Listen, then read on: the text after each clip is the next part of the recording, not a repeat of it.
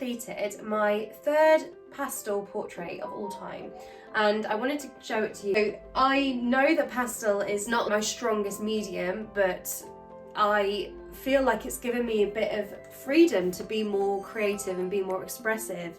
So I've just completed this, and now I have decided that I'm going to do a bit of smudging on this piece. I did this piece before Christmas and I do love it, but I don't feel like it's the sort of piece that I would be happy taking to the gallery. So what I'm going to do is I'm going to smudge it and change it and hopefully not ruin it. I'm going to start by... I don't want to layer like loads of green, I just don't think it'll work. I think I'm going to go in with the colour that I used on the previous drawing and see what happens. It's nice to be able to be free, not always being contained to just creating realism.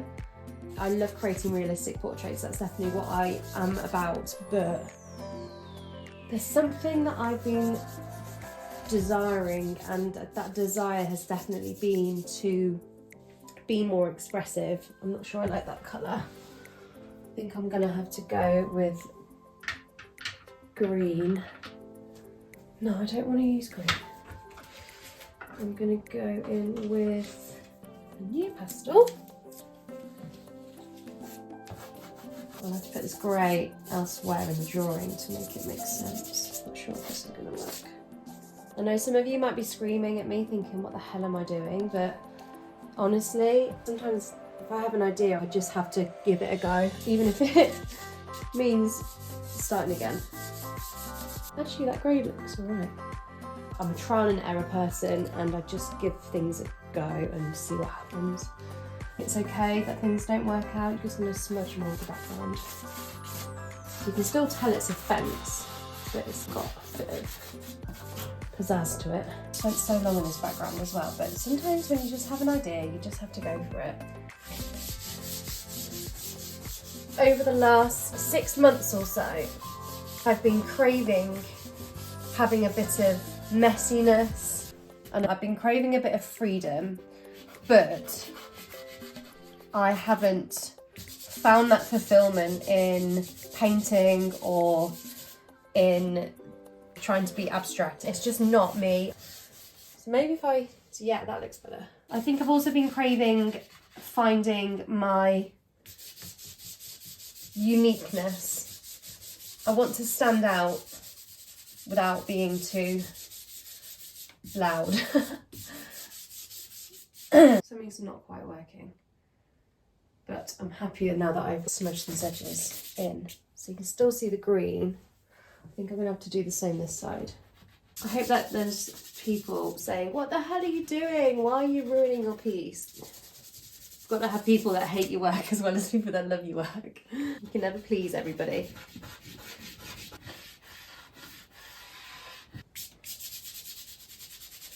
I feel like I have to get the background right before I can work on the horse. In the other piece, it was the background that blended into the horse. So I feel like I've got to be happy with the background before I can move on to how it all blends together. And always add main hair back on top. Now I'm gonna have to go over some of these hair sections again. That's okay. It's all part of the experiment. My thought process at the moment is every time I step back at it, I think it works better, this whole kind of smudgy thing.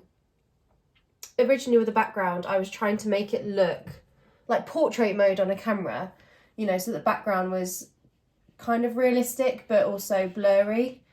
And I think with this kind of style that I'm enjoying right now, it can't be too obvious what the background is.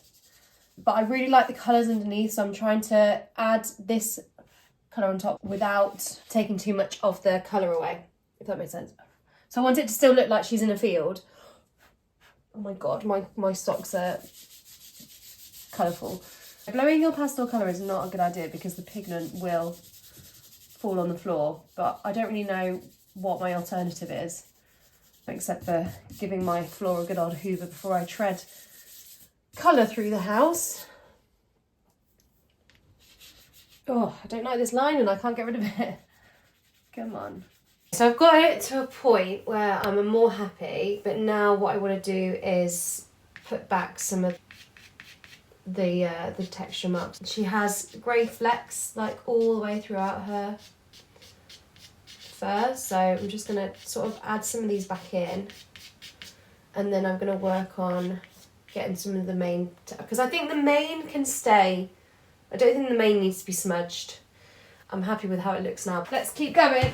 Oh god, these drawers are so heavy. So this is like merging of the two styles in a way.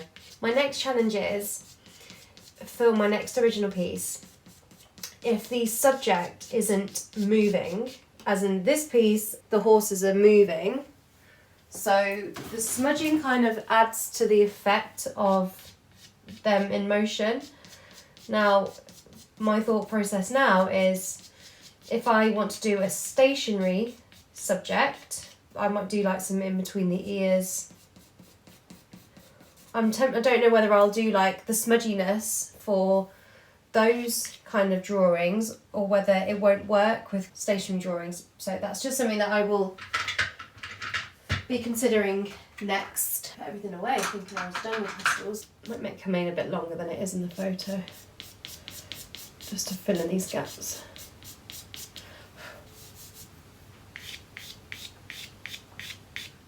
My next challenge also is, do I try and do gold leaf on pastel, which I don't think will work because you need it to stick to something, but maybe no one's ever tried it.